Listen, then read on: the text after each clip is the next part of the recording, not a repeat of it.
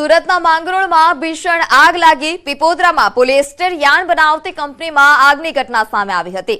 આગ લાગતા અફરાતફરીનો માહોલ સર્જાયો. મહાલક્ષ્મી પોલિએસ્ટર યાર્નની કંપનીમાં આગ લાગી હતી. આ ભીષણ આગ લાગવા પાછળનું કારણ અકબંધ.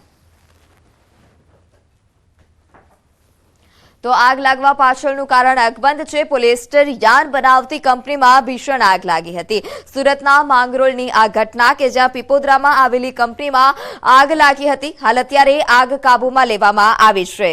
ફાયર વિભાગ પણ ઘટના સ્થળ પર પહોંચ્યું હતું અને જે પોલિએસ્ટર યાર્ન બનાવતી જે કંપની છે જેમાં આગ લાગી હતી તેમાં આગ પર કાબુ મેળવવાના પ્રયાસ પણ કરાયા હતા. બનાસકાંઠાના લાખણીના મોરાલ ગામમાં મારામારીની ઘટના સામે આવી. મોરાલ ગામની સ્કૂલ બહાર મારામારીની ઘટના સામે આવી હતી. લાકડી અને ધોકાઓથી મારામારીનો વિડીયો વાયરલ થયો છે. રાષ્ટ્રીય ધ્વજ ફરકાવવા મામલે કેટલાક લોકો આમને સામે આવ્યા હતા.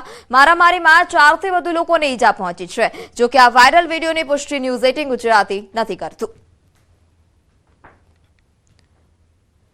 જૂનાગઢ એસઓજી પીઆઈ એસઆઈ તેમજ માણાવદરના પીઆઈ સામે બી ડિવિઝનમાં ગુનો દાખલ થયાનો મામલો.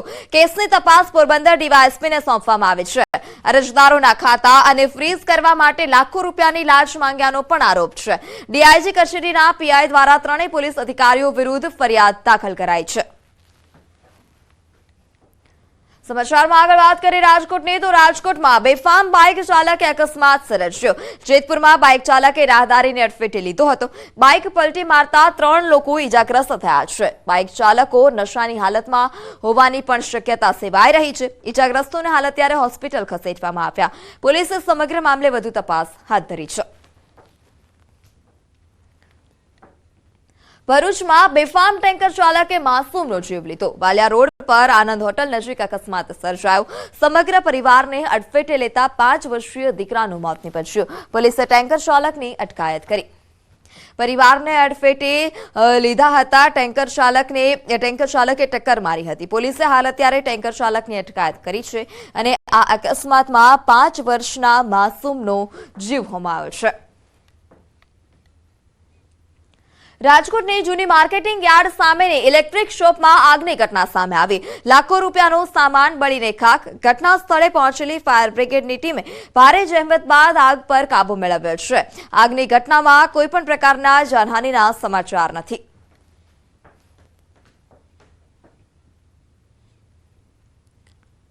અમરેલીમાં 3 લોકો પર હુમલો કરનારી સિંહણ આખરે હવે પાંજરે પુરાઈ છે. માનસિક સંતુલન ગુમાવી ચૂકેલી સિંહણે રાજુલાના વાવેરા ધારેશ્વર સીમમાં 3 લોકો પર તરાપ મારી હતી અને તેમને ઈજા પણ પહોંચાડી હતી અને ત્યારબાદ વન વિભાગ પણ દોડતું થયું હતું. 10 કલાકની ભારે જહેમત બાદ આખરે સિંહણ પાંજરે પુરાઈ છે. સિંહણ પાંજરે પુરાતા જ તમામ લોકોએ હાશકારો અનુભવ્યો. તેને ઈજા કરી છે એ સામાન્ય ઈજા કરી છે અને અત્યારે અમે જે સિંહણ દ્વારા ઈજા કરવામાં આવી હતી, જે સિંહણ અગ્રેસિવ હતી, એના કારણે આ 3 ઉપર હુમલો કરવામાં આવ્યો અને એ જ સિંહણને અમે અત્યારે રેસ્ક્યુ કરી લીધું છે. વેટરનરી ડોક્ટર દ્વારા ટ્રંકવિલાઇઝ કરી તમામ અમારી સાથે જે 3 ડોક્ટરો હતા એ ઓલરેડી ડોક્ટરોએ ખૂબ સારી મહેનત કરી. તમામ સ્ટાફે ટ્રંકવિલાઇઝ કરી લીધી અને એનું રેસ્ક્યુ કરી લીધું. હાલ અત્યારે અમે જે 7 થી 8 કલાકના સમય દરમિયાન અમને ખૂબ સપોર્ટ આવ્યો અને અમે ખૂબ સારી રીતે એમનું રેસ્ક્યુ કરી લીધું છે અને હવે કોઈ ગામ લોકોએ કે કોઈ પ્રજાજનોએ ગભરાવાની જરૂર નથી. તો રાજકોટમાંથી મારામારીની વધુ એક ઘટના સામે આવી છે. કોઠારિયા રણુજા મંદિર પાસે મારામારીની ઘટના કે જ્યાં એક દુકાનદારે અન્ય દુકાનદાર પર હુમલો કર્યો હતો. લાકડાના ધોકા વડે માર મારવામાં આવ્યો. આ સમગ્ર ઘટનાનો વિડીયો પણ વાયરલ થયો છે.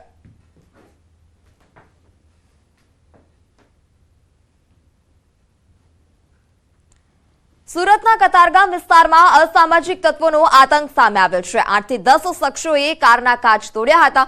વાહનોમાં તોડફોડ કરતા શખ્સો સીસીટીવીમાં કેદ થયા છે. અસામાજિક તત્વોની કરતૂત સોશિયલ મીડિયા પર વાયરલ થઈ. તો 8 થી 10 જેટલા શખ્સોએ તોડફોડ પણ કરી હતી. સુરતમાં હાલ અત્યારે અસામાજિક તત્વો બેફામ થયા છે. ત્યારે ફરી એક વખત અસામાજિક તત્વોનો આતંક સામે આવ્યો છે. સમગ્ર ઘટના સીસીટીવીમાં કેદ થઈ છે.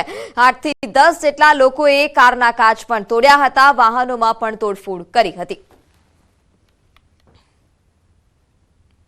રાજ્યમાં ઠંડીનો ચમકારો યથાવત છે. 24 કલાકમાં ઠંડીથી રાહત મળી શકે છે. 24 કલાકમાં 2 થી 3 ડિગ્રી વધી શકે છે તાપમાન.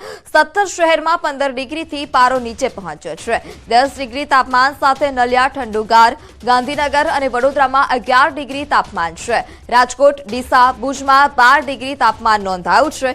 અમદાવાદ સહિત અન્ય 3 શહેરોમાં 13 ડિગ્રી તાપમાન. તો આ તરફ હવામાન નિષ્ણાંત અંબાલાલ પટેલે પણ કડકડતી ઠંડી વચ્ચે ફરી માવઠાના મારની આગાહી કરી. રાજ્યમાં કડકડતી ઠંડી પડી રહી છે. શિયાળાએ બરાબરનું આક્રમણ કર્યું છે. શિયાળો તેની ચરમસીમાએ છે, ત્યારે ખેડૂતો માટે માઠા સમાચાર છે. શનિવારથી ઠંડી ગાયબ થઈ જશે અને માવઠાના થશે મંડાણ. હવામાન નિષ્ણાંત અંબાલાલ પટેલે ખેડૂતોના જીવ અદ્ધર થઈ જાય તેવી આગાહી કરી છે. જાન્યુઆરીના અંતમાં ઠંડી ઘટી જશે અને માવઠાના મંડાણ થશે. 27 જાન્યુઆરીથી વાતાવરણમાં પલટો આવશે અને 31 જાન્યુઆરી સુધી માવઠું તબાહી મચાવશે. ભારે વેસ્ટર્ન ડિસ્ટર્બન્સના કારણે વરસાદ પડશે. માવઠાની અસર કચ્છ, પૂર્વ ઉત્તર ગુજરાતમાં થઈ શકે છે. તો ફેબ્રુઆરી અને માર્ચમાં પણ માવઠું પીછો નહીં છોડે. 15 ફેબ્રુઆરી બાદ વરસાદ પડી શકે છે.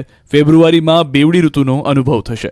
જાન્યુઆરીના અંત ભાગમાં તો ઠંડી ગાયબ થઈ ગયો એવું જણાશે, કારણ કે આ સ્થિતિમાં માવઠા જેવું સર્જન થવાની શક્યતા રહે છે. બીજી તરફ ફેબ્રુઆરી માસમાં રેકોર્ડ બ્રેક ઠંડી પડશે. ડિસેમ્બર, જાન્યુઆરીમાં પડી નથી એવી ઠંડી ફેબ્રુઆરીમાં પડશે. ફેબ્રુઆરીમાં ઠંડીનો બીજો અને ત્રીજો રાઉન્ડ આવશે. ફેબ્રુઆરીના પ્રથમ સપ્તાહે જ ઠંડીનો પ્રકોપ જોવા મળશે.